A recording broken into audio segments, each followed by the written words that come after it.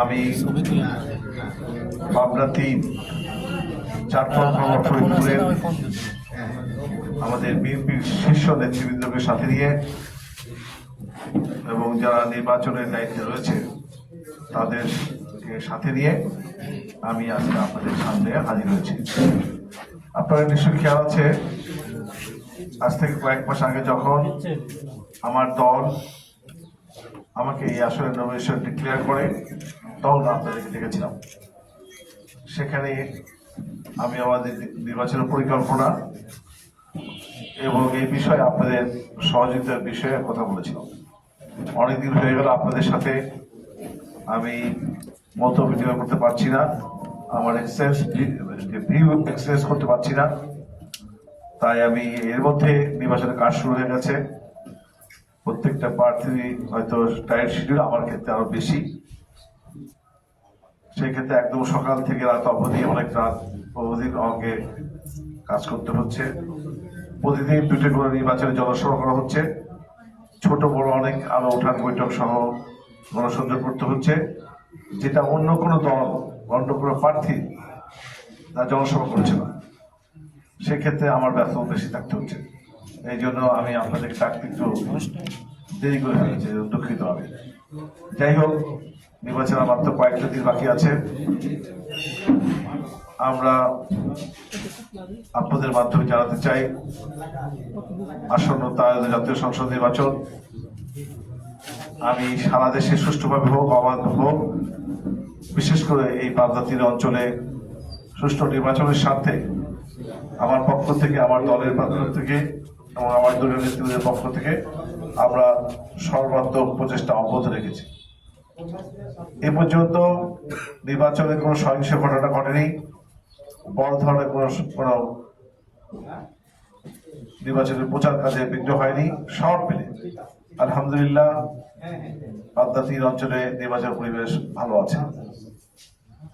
যে ভালো নির্বাচনটি করার জন্যই আমরা বিএনপি নেতৃবৃন্দ দীর্ঘ আন্দোলন সংগ্রাম করেছে।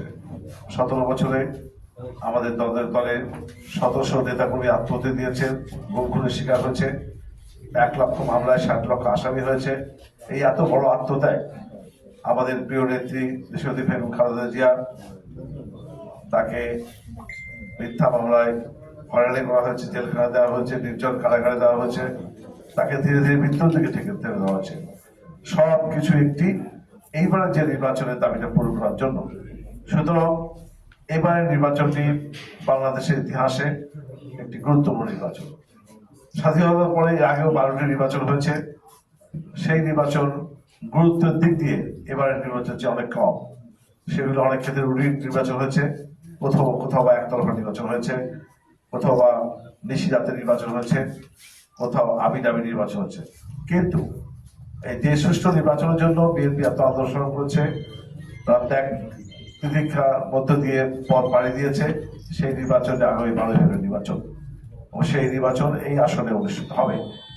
সেই আসনে নির্বাচনের জন্য বাংলাদেশের এই মুহূর্তে সর্ববৃহৎ রাজনৈতিক দল, সবচেয়ে জনপ্রিয় রাজনৈতিক দল বিএনপি প্রার্থী আছে।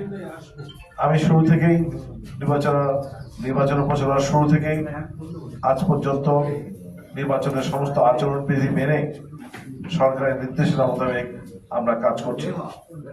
আমরা আপনাদেরকে আশ্বস্ত করতে চাই, আমাদের পক্ষ থেকে নির্বাচন সুষ্ঠু করার জন্য, নির্বাচনের পরিবেশ ভালো রাখার জন্য সর্বাত্মক আমরা প্রচেষ্টা গ্রহণ করেছি এবং সেটা অব্যাহত থাকবে। আর বড় দল হিসাবে এবং দলের প্রার্থী হিসাবে আমরা চাইব অন্য কোনো দলও তারাও যেন আপনাদের মাঝে আহ্বান যেন তারা যেন পরিবেশ বিঘ্ন ঘটে, নির্বাচনের আচরণবিধি লঙ্ঘন হয়, এমন কোনো কাজ না করে। যাই হোক, অন্য কোনো দলের পক্ষ থেকে বড় ধরনের ঘটনা হয়নি। এই জন্য আমার পক্ষ থেকে প্রতিদ্বন্দ্বী অন্য দল এবং প্রার্থীদের পক্ষ থেকে আমিও তাদেরকে ধন্যবাদ, কৃতজ্ঞতা জানাই।